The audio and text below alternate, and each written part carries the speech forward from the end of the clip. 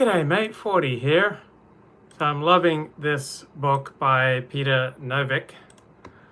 Came out in 1989, That Noble Dream, The Objectivity Question and the American Historical Profession.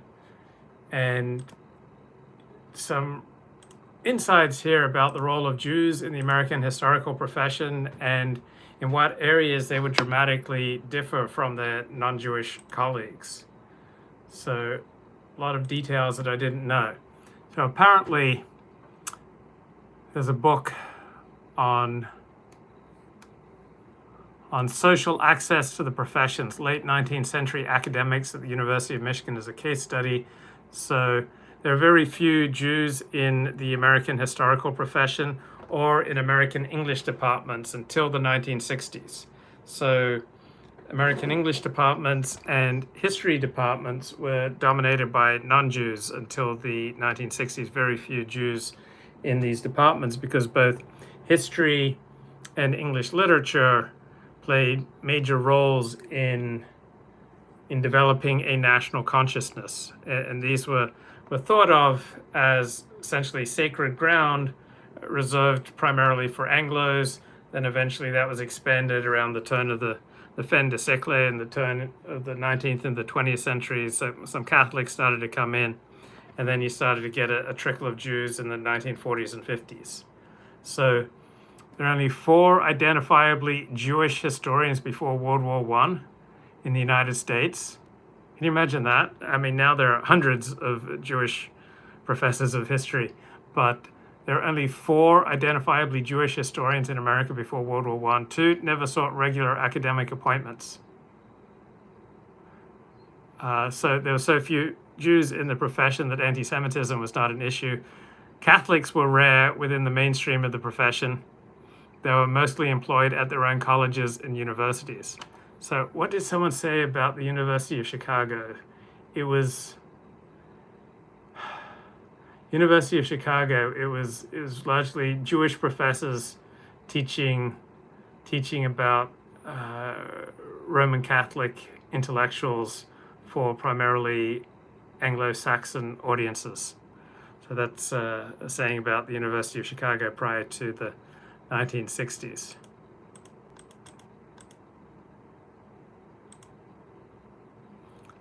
So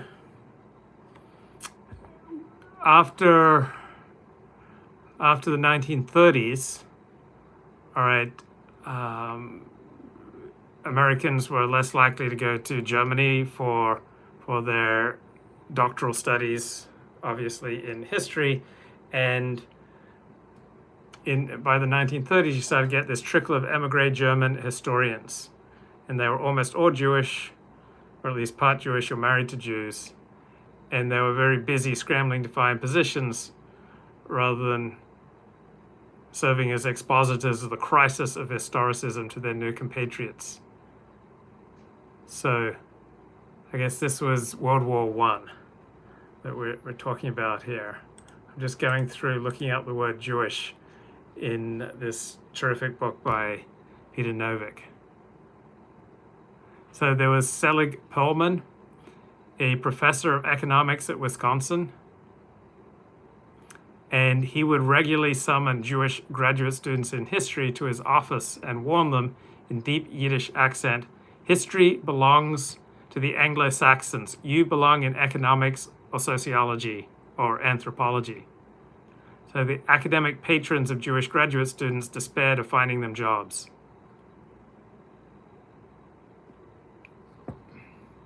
So we're talking here about the early 20th century. So American historians at this time were concerned about the lowered status of their profession, and they were concerned about who should be entrusted with the guardianship of the Geist, G-E-I-S-T. So what does Geist mean? It means the spirit of a people, right?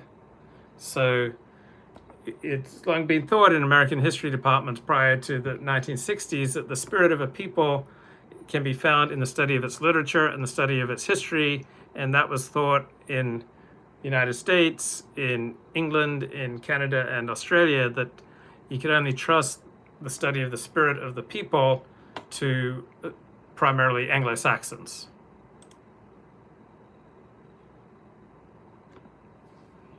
And then many non-Jewish professors of history in the United States, the early part of the 20th century, Josh Randall, blessings, they were concerned about the aggressive, what they saw as the aggressive intellectual and personal style of Jews.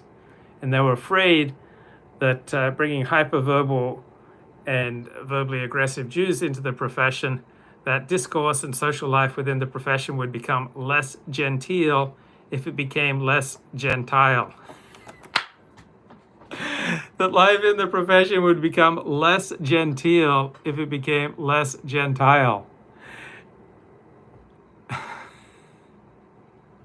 So the best known Jewish historians in the interwar years, so between World War I and World War II, were European Jews.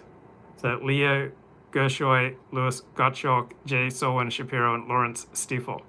So anyway, there was a dominant concern about hiring Jews that discourse and social life within the history profession would become less genteel if it became less gentile. And there are all these letters of recommendation that try to reassure prospective employers on this point. So Oscar Handlin, a Jewish historian, quote unquote, I have not read or referenced the book Who's Who, An American Jewry. So there's a letter of recommendation for a Jewish historian, Oscar Handlin, trying to find a job, and quote, has none of the offensive traits which some people associate with his race. I remember my father talking about Jews who'd converted to Seventh-day Adventism, but how supposedly nobody liked them because they still retained their Jewish traits, even though they'd come to embrace Christ. Okay, there was a letter of recommendation for another Jewish historian seeking employment, Bert J. Lowenberg, quote unquote, by temperament and spirit measures up to the whitest Gentile I know. That's Arthur Schlesinger's letter of recommendation.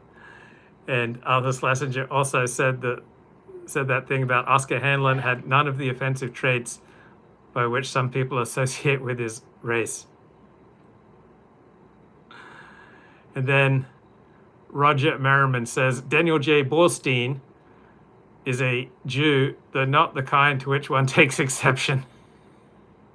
That's in his letter of recommendation. Then he wrote about Richard Leopold was, of course a Jew, but since he is a Princeton graduate, you may be reasonably certain that he is not of the offensive type. Then Merrill Jensen wrote a letter of recommendation for Solomon Katz was quite un-Jewish if one considers the undesirable side of the race. So all these variations on the formula were endlessly repeated, trying to reassure history departments that it was okay to hire Jews, that it wouldn't reduce the genteelness of the history department. So overwhelmingly, Jews just stayed out of the history department. So this widespread distaste for Jews within American history departments prior to the 1960s, you could attribute it to status anxiety, the preservation of genteel norms, or unadorned prejudice.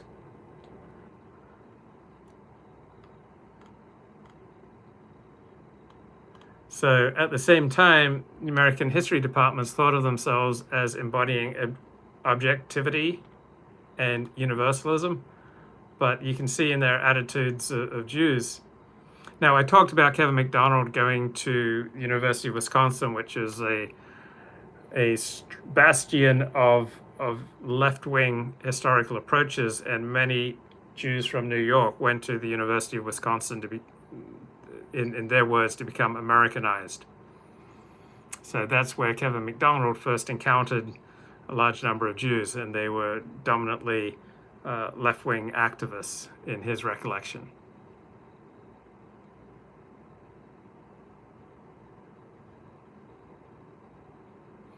So think about the exquisite ambiguity of the phrase that Arthur Schlesinger applied to Oscar Handlin. Had none of the offensive traits which some people associate with his race. So he's simultaneously embracing and distancing himself from the stereotype. And this phraseology then commended itself to other Harvard historians who repeatedly used it. So Raymond Turner of Johns Hopkins said of a candidate that he would not recommend him, quote, "were it not that in my opinion he is, for those who may object to Jews, the least objectionable Jew engaged in teaching that I've ever seen." Then Bernadette Schmidt of the University of Chicago wrote to the same effect about Leo Gershoy. Bruce Kuklick found similar locutions in letters of recommendation written by Harvard philosophers at the same time. So Kuklick's view is that those who employed such phrases, even if not themselves anti-Semitic, participated in and reinforced a vicious system of prejudice. So this may be a little bit overly judgmental. If those seeking to find jobs for Jewish students in an anti-Semitic environment took a high moral ground, it would probably have been at the expense of the students. So before Arthur Schlesinger, who was himself half Jewish by ancestry, before Schlesinger moved to Harvard and learned its ritual phrases, he said of a candidate for instructorship that he was, quote, "little afraid of employing a Jew unless I know him personally." Some Gentile job applicants, such as Wallace Notenstein and Frederick Nussbaum, ran into difficulty because of their names, and prospective employers had to be prevented from leaping to the wrong conclusion that they were Jewish. So Charles Hole of Cornell reassured C.M. Andrews of Yale, where Notenstein was under consideration, that, quote, "his family are all Presbyterians, very much so, except Wallace himself, who was somewhat of a straying sheep." And there's a question in the chat. Let me get to that. What do I think about the human race going extinct? Would you rather the human race goes extinct and the earth survives, or vice versa? I would rather the human race survives and the earth goes extinct. Yeah. So human beings are more important to me than all the rest of this earth combined. So universalism was equally absent in the relation of Catholics to the historical profession, but in circumstances quite different than in the case of Jews. So American Catholic historians inhabited a separate scholarly world. So all the American-born Roman Catholics who had any prominence in the interwar historical profession were all converts. Carlton Hayes, Raymond Sontag, Parker Moon, Robert Lord, Gillard Hunt. There were a few European Catholic emigres like Oscar Halecki. There were bookish Catholic youngsters frequently wound up as clerics. So this used to be true of Protestants. So in the 19th century German universities, believing Protestant boys would come to university and with the intention of training to become a cleric, and then in the course of their university education, they would lose their faith and often become historians instead. Is the Australian pronunciation of rather, or did you acquire that from your Jewish milieu? Well, I think it's part of it's just YouTube speak. So YouTube speak is you put additional emphasis and you draw out some words. It's kind of like salesman speak.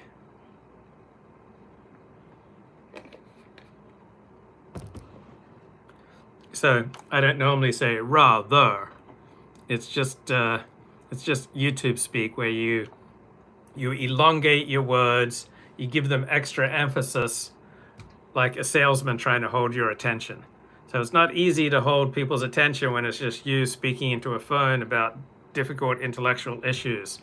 So one way that YouTubers, you'll notice that YouTubers tend to all sound alike. It's like, "Hey guys, my name's 40, and today I want to talk to you about Jews in the American historical profession." Like this kind of this upbeat, words are elongated, vowels and consonants are often extended.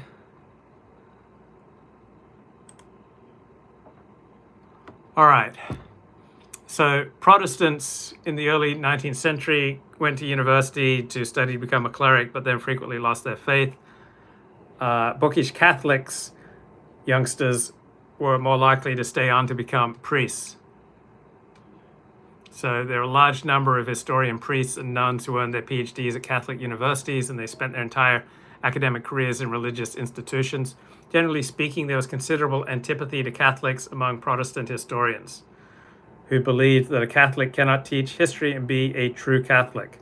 So Catholics were then hypersensitive to all possible signs of prejudice, which sometimes produced rather amusing results. There was a book by the Catholic scholar Peter Gilday. It received an unfavorable anonymous review in the American Historical Review.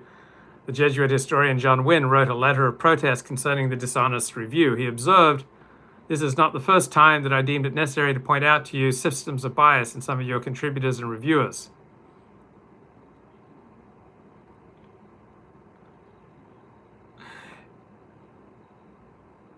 And turned out that the reviewer was the Roman Catholic Archbishop of St. Paul, who had chosen anonymity to spare Gilday's feelings.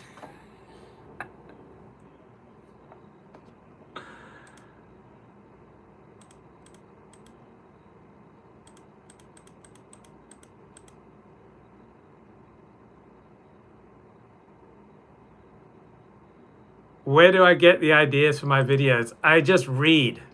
And then when I read something, it's like, I read and I read, and I wait until I get this compulsion that I got to share this. I've got to share this. This is so cool. I've got to share this. So I used to do pretty much regularly scheduled shows, about 3 hours length every afternoon, and I'd spend much of my spare time thinking of topics that I wanted to hit on those shows. And now I've shifted to more spontaneous streams, and I simply wait until the mood strikes me that, hey, I read something and I just want to share it with you.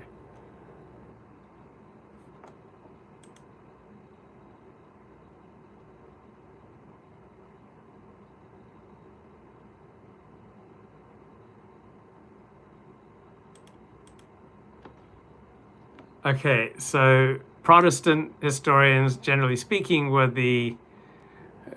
quite hostile to both Catholics and Jews.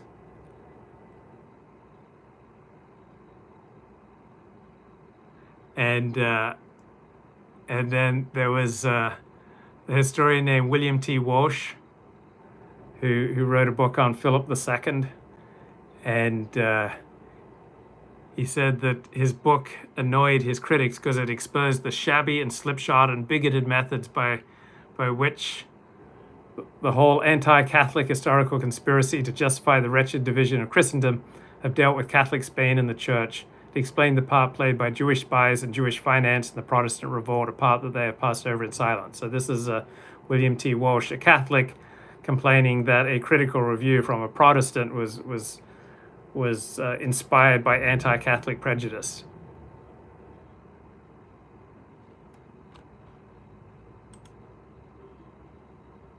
So Steve Saylor recalls that when he was at UCLA, many of the Jewish professors, Steve Saylor did an MBA at UCLA, and he noted that many of the professors would take aside Jewish women getting an MBA who planned to make a career in department stores and let them know that the department stores were pretty much all owned by Jews, and they did not hire women in upper management.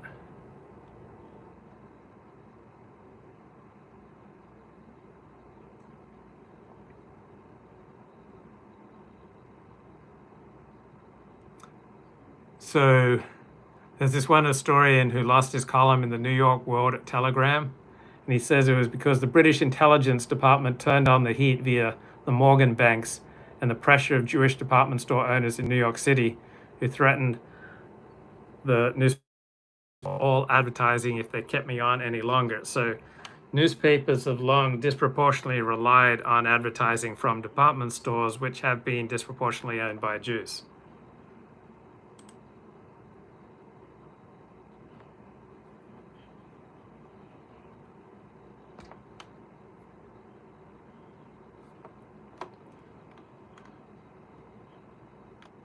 So I talked about the historian William B. Hazeltine. He came up from Virginia, came up from the South to study at Ohio State. I talked to him about how he hated having damn Yankees around on all sides. So other Southern historians absorbed traditional racial attitudes in their youth and had them reinforced daily by their environment. And so their defense of their racial attitudes became more strident as they began to increasingly come under attack in the 1930s and 40s. So Frank Owsley became president of the Southern Historical Association in 1940, and He was one of the Vanderbilt agrarians, so one of the Southern conservative intellectuals. And he wrote of half-savage protected group, some of whom could still remember the taste of human flesh, and the bulk of them hardly 3 generations removed from cannibalism. And he said that tranquil race relations in the South, both before and after the Civil War, had been disturbed by northern troublemakers who had bamboozled the childish and naive protected group into believing that the white man was his oppressor. And he proposed a secret organization to bolster Southern morale. So history is usually operated for particular people to boost their morale. So on the one hand, the history profession likes to proclaim its commitment to objectivity, but the way the history profession has usually worked is to boost the morale of the group that it focuses on. So American historians are different, because pretty much everywhere else in the world, historians concentrate just on their own people, and they proclaim that outsiders can never understand the mystery that is their own people. But most American historians don't write about American history. They write about history all around the world. So this Southern historian wanted to form a secret organization to bolster Southern morale, and that's history. Like, much of history has been used to bolster morale of the in-group. So to bolster Southern morale and combating interlopers, members of this secret group will be required to revisit Confederate cemeteries, and if that doesn't work, if smart lawyers, meaning Jewish lawyers, continue to come to the South and stir up the blacks, he threatened a revival of the Ku Klux Klan.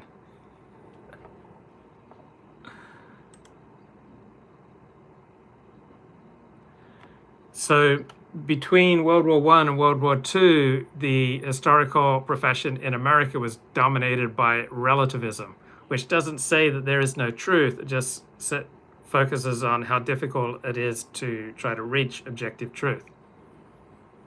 So after World War II, the historical profession generally turned its back on relativism. So you may not realize this, but Marxists tend to be objectivists. They don't think that they're offering you relative truths. They believe that they're offering you objective truths. So anthropologists after World War II took a close look at the moral implications of cultural relativism and found it wanting. So they didn't want to grant significance to Hitler's culture or Nazi cultures. And one anthropologist noted that the remaining Jews of Europe are going to be poor customers for gospels which hold that there are 2 sides to every question. So after World War I, prior to World War II, relativism was the dominant ethic in the American Historical Association. But after World War II, for about 15 years, what reigned was consensus and a belief in objective truth and an anti-relativism. That was the reaction to the horrors of World War II.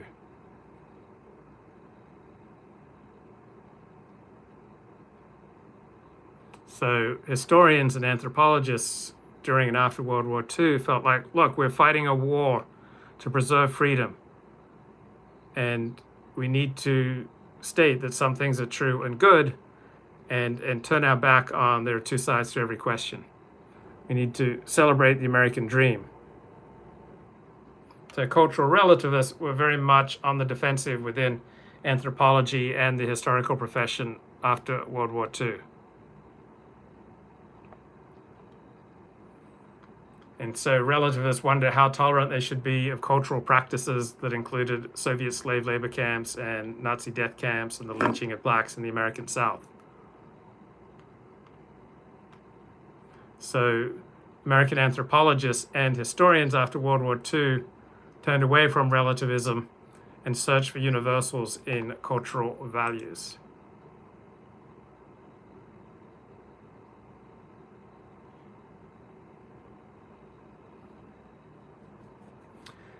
And part of this was a reaction to what happened to historians under the Nazis. So they wrote histories from a Nazi perspective. And anyone who was Jewish and anyone who didn't get on board with the Nazi perspective, they got pushed out of their academic position. So in Germany, all academic positions have always been being funded by the government. So you're a civil servant when you're an academic in Germany.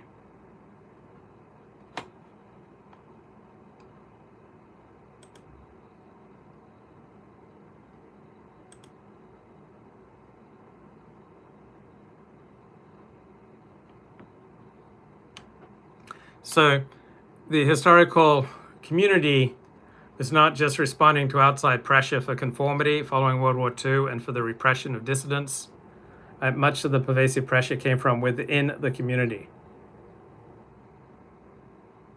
So there was this one historian, Armin Rappaport, who was appointed at Berkeley in 1949. His appointment was held up because he was worried he might have some of the ultra left-wing tendencies so common to the New York Jewish intelligentsia.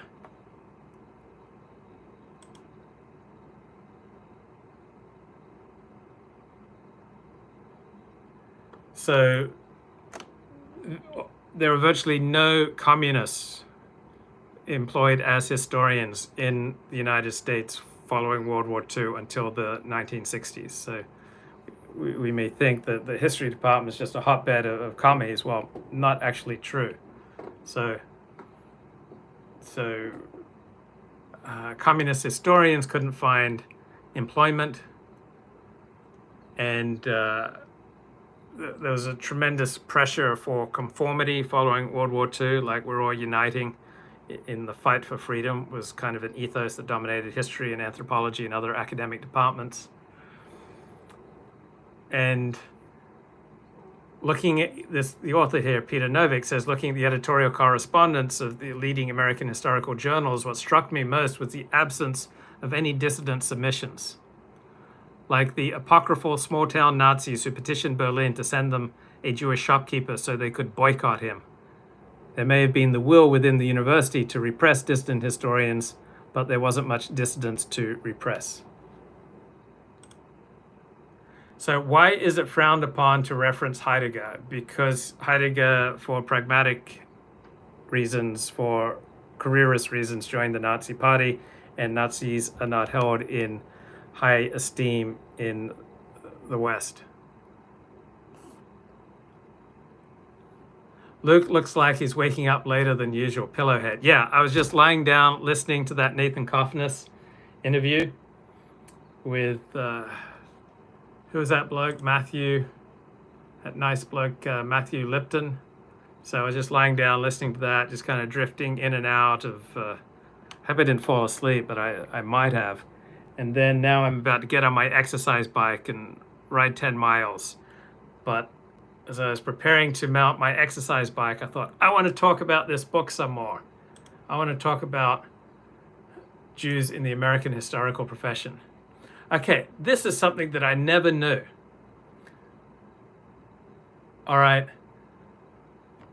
Almost all the historians who are highly critical of American populism were Jewish. Right, we're talking Daniel Bell, Nathan Glazer, Oscar Hanlon, Seymour Martin Lipset, Talcott Parsons, David Reisman, Edward Shills.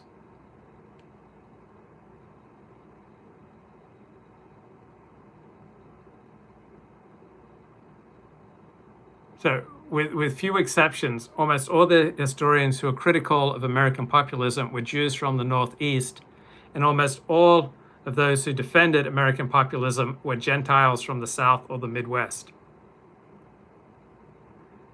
Now, this feature of the controversy about American populism, meaning characters like William Jennings Bryan, this feature was well known to all the participants and to many contemporary observers, but it was usually mentioned only obliquely, if at all, because it tacitly raised issues of perspectivism and universalism, which, following World War II until the mid-1960s, the historical profession preferred not to discuss openly.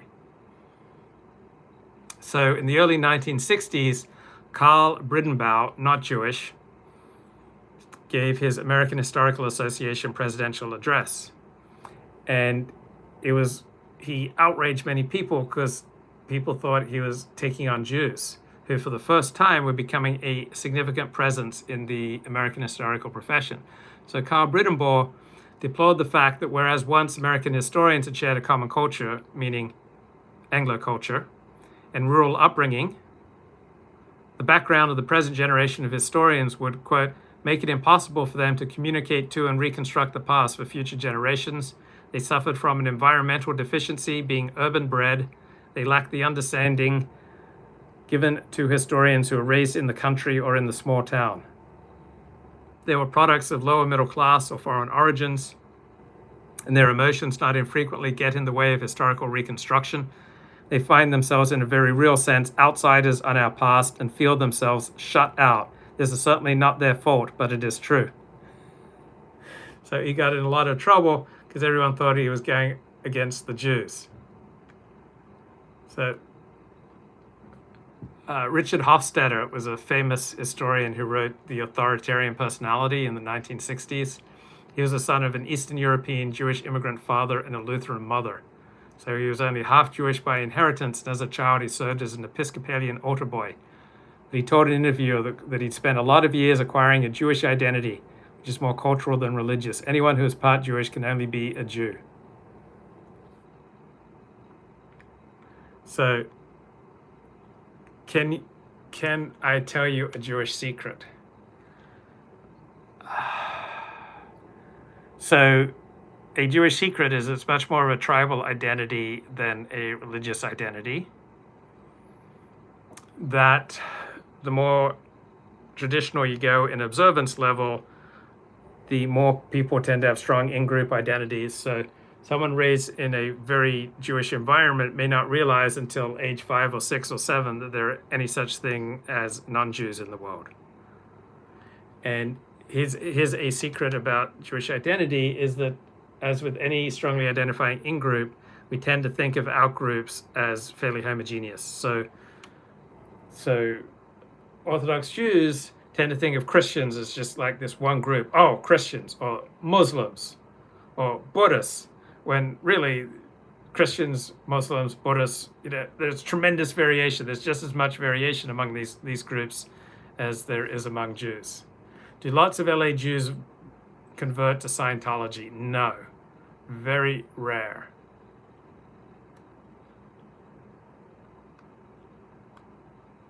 Where has Laura Loomer been? I saw her speaking about 3 months ago. Seems like Oswald Spengler is even more controversial to reference than Martin Heidegger. Yeah, I don't know why.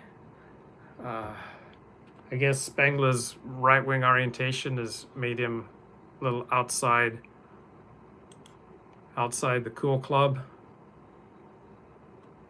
So people who heard this address had no hesitancy determining it anti-Jewish. They inferred that this guy was distressed and resentful at the entry of Jews into the history profession, which only occurred in the 1960s. And then those who defended the populists, the American populists like William Jennings Bryan, they would frequently comment publicly and privately on the Jewish ethnicity of populism's critics, often using language resembling Karl Brittenbau's. So they were trying to account for what they considered to be an astigmatic, meaning an inaccurate perception. So these are the viewpoints found among the anti-populists. They tended to be the new conservative, the new liberal, the liberal progressive, the Jewish, the Anglophile, the urban.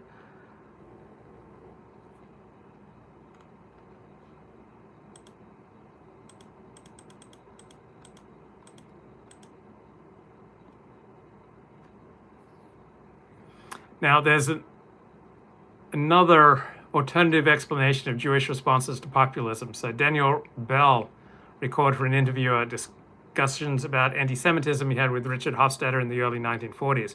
What arose in our conversations has shaped subsequent work: a fear of mass action, a fear of passions let loose. A lot of this goes back in many ways to a particularly Jewish fear.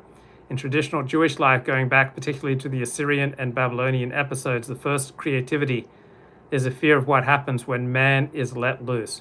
When man doesn't have halakha, the law, he becomes an animal. So that's, according to these blokes, Daniel Bell and Richard Hofstadter, that's kind of the bottom line animus behind these various Jewish historians going after populism in a very hostile way. Because there is a fear among some Jews that if you let man loose, that he becomes an animal. And therefore you need a strong government to restrain man.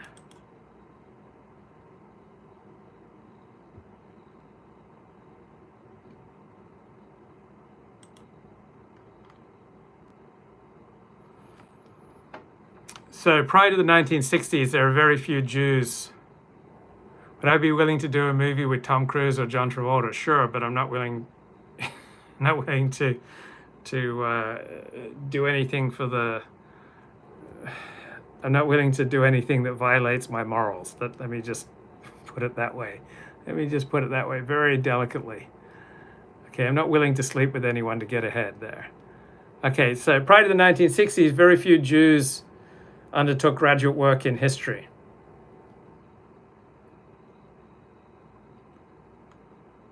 So there were fewer Jews doing graduate work in history compared to any other discipline, save geology, biology, botany, and zoology. But by the end of the 1960s, Jews constituted 9% of academic historians, but 22% of the membership of history departments at highly rated universities. Of works in American history deemed outstanding in polls of historians, none published before 1950 was by a Jewish historian. But of those published in the 1950s, 3 out of 10 were by Jews. In the 1960s, 4 out of 10. Jews also figured prominently in modern European, especially German history, particularly those Jews who had emigrated in the 1930s. So anti-Semitism did not completely disappear in American history departments in the 1960s, so increasing entry of Jews into positions of prominence was an added provocation. So J. Fred Rippey of the University of Chicago History Department complained in the early 1950s that the publishing house Alfred Knopf does all he can to promote the Jews. The Harris Foundation here is now largely Hebrew-controlled. The Guggenheim Foundation favors the Jews in its awards. Saturday Review of Literature is now in the hands of Jews. Jewish influence has been responsible for the choice of Louis Gottschalk as a member of UNESCO's Committee to Write World History. Enrollments have declined. The main cause probably is the distaste of such an overwhelming number of Jewish refugees on the faculties. So that's J. Fred Rippey of the University of Chicago History Department. But these attitudes became rarer. They were hidden when they survived, and they became less influential in part because they could be costly.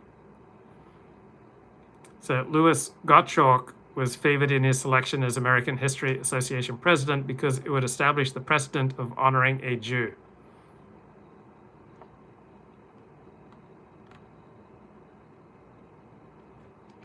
When David Donald recommended 6 young Americanists, that means studies of American history, to the University of Wisconsin in 1957, where Kevin MacDonald went, 5 of the 6 were Jews. So by that point, the price of anti-Semitism was mediocrity.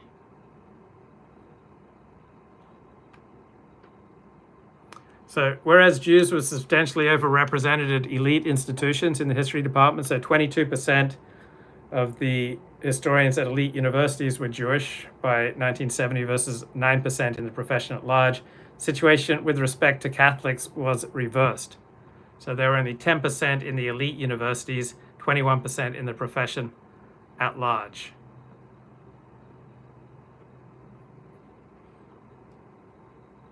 One young Catholic historian in the 1950s wrote his Protestant graduate school mentor, asking him to recommend a Protestant denomination for him to adopt so that he could evade anti-Catholic discrimination. I don't give a bang if it's Mohammedan. Won't affect my beliefs, won't offend the God and Christ I believe in. I really am shopping around for a church. The way I figure it, my God deserves the best, and that includes earning a decent living too. And so this young Catholic historian became an Episcopalian just to try to get a job as a history professor.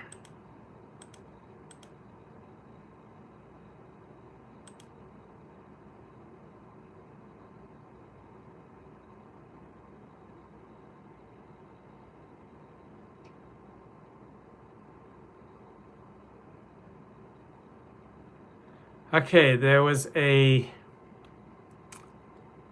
there was a creation of a minor cult surrounding Jewish historian Marc Bloch. He was the eminent French medievalist executed by the Germans for his resistance activity. So his life and death combining serene scholarly detachment in a field far removed from the current struggles, meaning World War II, with heroic moral commitment in the great issues of the day. He worked in the French resistance, was a dramatic and reassuring example which suggested that detachment and commitment could coexist without either threatening the other. So this is Marc Bloch. So he was a Jew who had risen higher professionally than had any Jew in the United States before World War II. And for the growing number of Jews in the historical profession, he was an inspiration, while for non-Jews, the call to Marc Bloch was something of a talisman against the profession's reputation for anti-Semitism.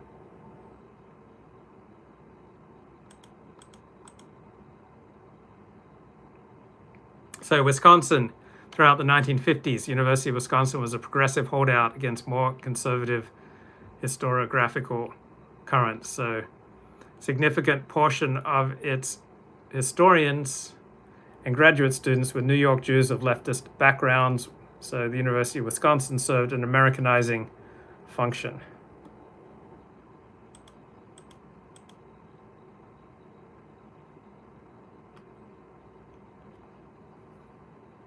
So in the late 1960s, Louis Gottschalk, at a young age, was elected to the president of the American Historical Association as a deliberate symbol of the acceptance of Jews within the profession. And then in 1978, the selection of Eugene Genovese at an even younger age as the president of the Organization of American Historians signaled the legitimacy of the left.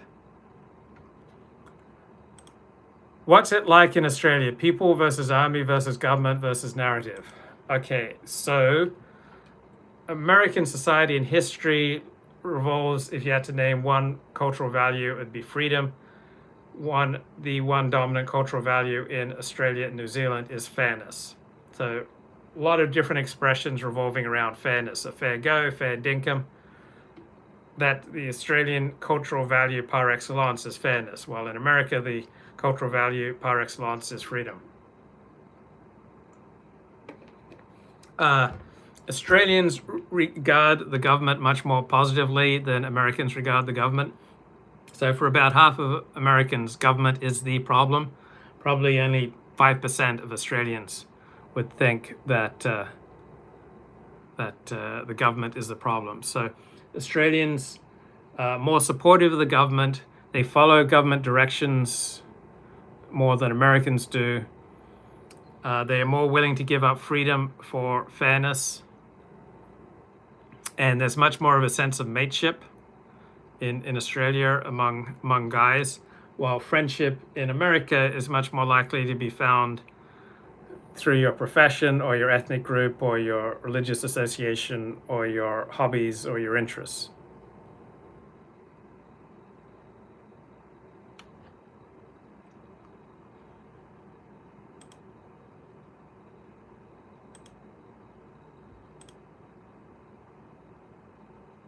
Okay, so the entry of large numbers of Jews into the upper reaches of the historical profession in America in the 1950s and early 60s was widely seen as the fulfillment of the universalist norms of the historical profession. So historical profession has long regarded itself as universalist, seeking objective truth. But it was completely the opposite with the arrival of blacks and women in the historical profession from the late 1960s onward, because their rise to prominence coincided with a new assertive particularist consciousness which challenged universalist norms.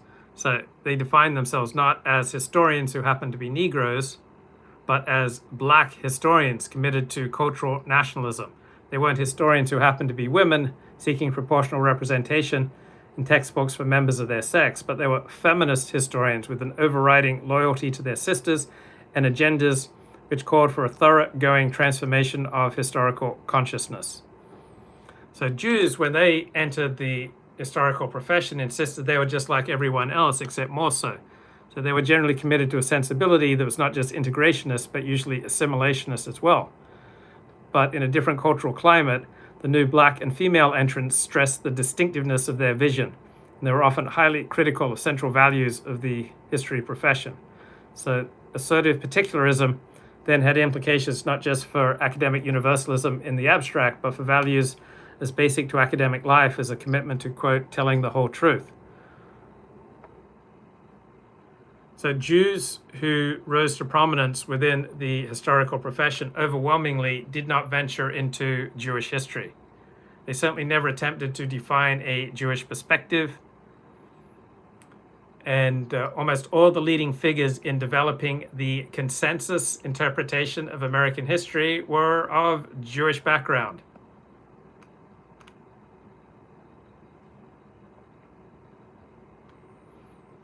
So now, with the rise of black and female professors of history, we get the rise of particularist ways of thinking. So we're challenging universalist assumptions about cognitive style and modes of discourse. So turn of the century, meaning the fin de siècle from the 19th to 20th century, racists asserted that blacks were naturally subjective while whites were naturally objective. And they asserted that women were naturally intuitive and men were analytic. And those blacks and women in the academy scornfully repudiated these assertions as racist and sexist slanders. So enlightened egalitarians consistently maintained that the approved academic cognitive style, including the commitment to objectivity, had no relation with color or gender. But in the 1970s and 80s, a substantial number of black and feminist scholars denied that blacks were innately only white men with black skins, and that women differed from men only in their reproductive systems. So serious claims were made for distinctive cognitive styles, distinctive discursive styles. Like claims were made that blacks and women think differently, and that therefore blacks and women should not assimilate to white ideals of cognitive styles and objectivity.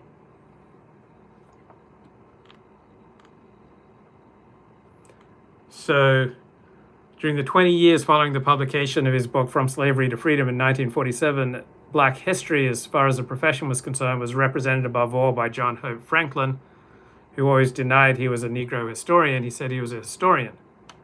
And he wanted to show it's possible for a black man to reach the heights of the profession with honor and respect and to have warm relations with leading white historians. So in 1956, he became the first black historian to receive a regular faculty appointment at a white institution, Brooklyn College, where Dennis Prager got his undergraduate degree. So John Hope Franklin was deeply committed to universalist and objectivist norms of the profession, just like most Jews entering the profession. He had great faith in America. He was optimistic about the attainment of racial justice through integration. Look forward, I wrote you a song for my birthday. It goes do do do do do do bop do bop do bop. It's beautiful. What should I call it? I would say Ode to the Common Man. So most of John Hope Franklin's scholarly work had nothing to do with blacks. He was a historian of the South that just happened to be black. So when he denied that blacks had privileged insider access to the black experience, he was to some degree just protecting himself. Because to grant the skin color conferred epistemological privilege. Epistemology is how do we know what we know. So you can only understand the black experience if you're black, right? That's the thinking. But that would then denigrate the value of his own studies of white Southerners. So it was his universalist ethos and his rejection of particularist racial claims that dictated his choice of subject matter, not the other way around. So his criticism of the profession, like his criticisms of America, were always directed to the gap between principles, which he wholeheartedly accepted, and performance, which he frequently found wanting.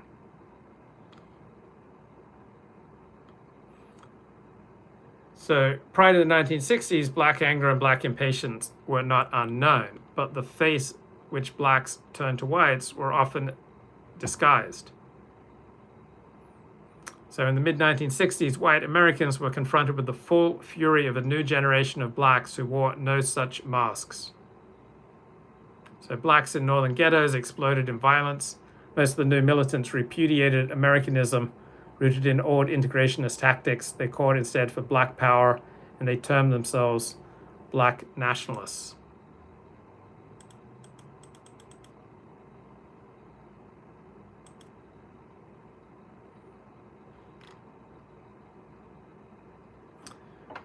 So those who can gloat, and those who can't brood.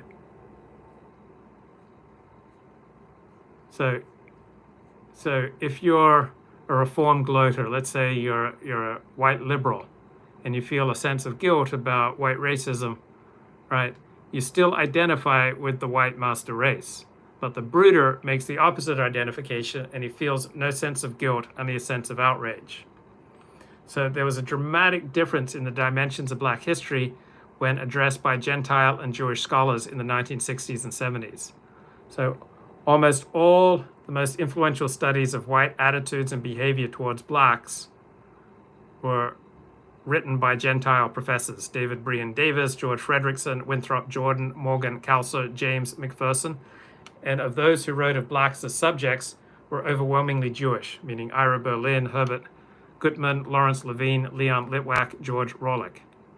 So why was it that it was overwhelmingly Gentiles who wrote about white attitudes and behaviors towards blacks, and it was overwhelmingly Jews who wrote about the black experience?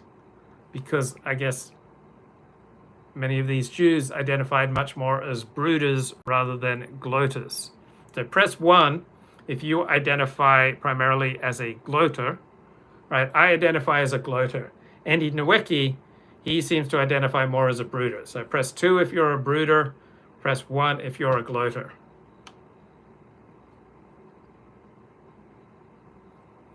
So the brooders, whether they were Jewish and Gentile, identified with blacks. So though they were white, they prided themselves on thinking black, of being the reverse of Oreos. They were vanilla wafers with chocolate filling.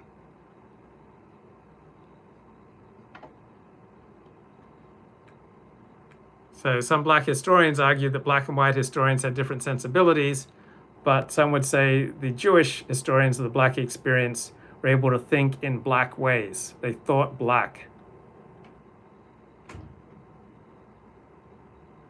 So the generalization about the difference in focus between Gentiles and Jews applies with greatest force to those who came of scholarly age in the 1960s and 70s. Though you could observe it in the previous generation with Woodward and Stamp, writing the history of racism and oppression from the white side, and Herbert Aptheker and Philip Foner emphasizing black agency. By the 1980s, the injunction to think black had become so powerful that the distinction began to break down. So Jews were considerably more likely to have a background in left-wing politics and thus to be pre-socialized into identification with the oppressed.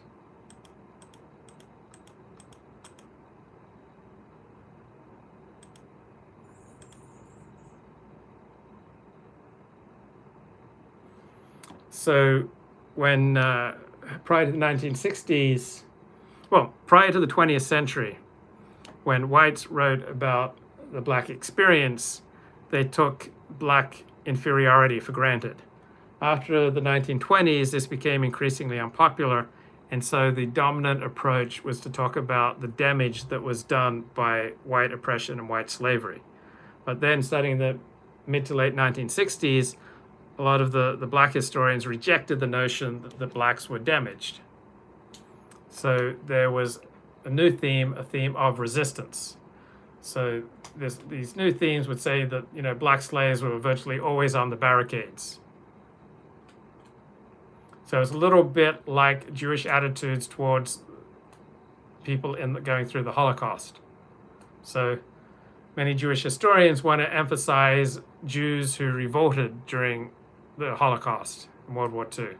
So resistance comes to be equated with endurance and survival. So responding to criticism that in his book, The Slave Community, he had slighted the role that resistance played for blacks, John Blassingame made the analogy explicit. The most apt characterization of the slaves' behavior is that Lucy Davidowitz used in The War Against the Jews. They learned not only to invent but to circumvent, not only to obey but to evade, not only to submit but to outwit. Their tradition of defiance was devious rather than direct, employing nerve instead of force. So after 1965, the dominant approach to chronicling the Black experience was to emphasize resistance and to deny damage.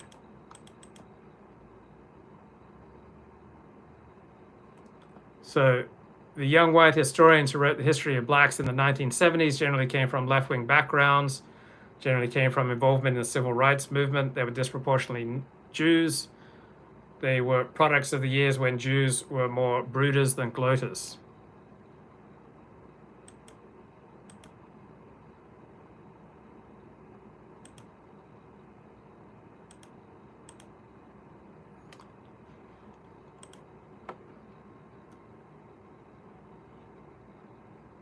And that's it.